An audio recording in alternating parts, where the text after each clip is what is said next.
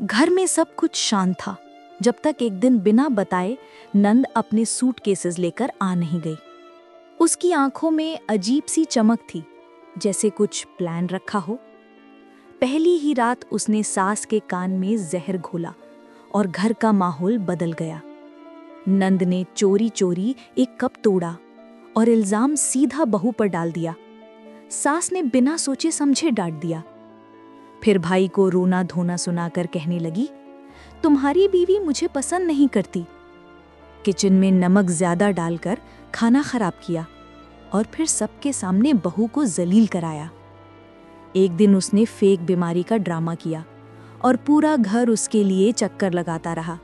सारा काम बेचारी बहू पर आ गया। लेकिन बहू ने एक अजीब फोन कॉल सुनती जिसमें नंद कहती, बस कुछ दिन में हंगामा हो जाएगा।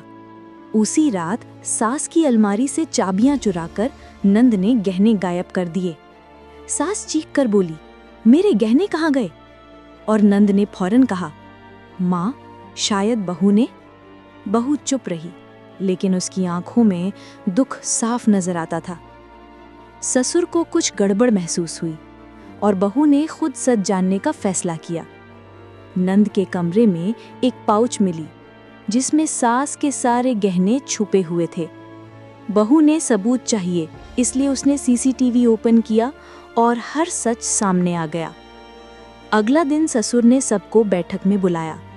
टीवी ऑन हुआ और नंद के सारे कारनामे सबके सामने बच गए। नंद का चेहरा सफेद पड़ गया। सास रो पड़ी, ये सब तूने किया? सास की आवाज टूट चुकी थी। नंद ने डर के मारे हाथ जोड़ दिए। भाभी माफ कर दो। बहू ने हल्की मुस्कुराहट के साथ कहा, घर तब बनता है जब हम सब मिलकर चलें। और उसी दिन घर में सुकून वापस आ गया। नंद ने रुखसत होते वक्त कहा, तुम इस घर की असली रानी हो।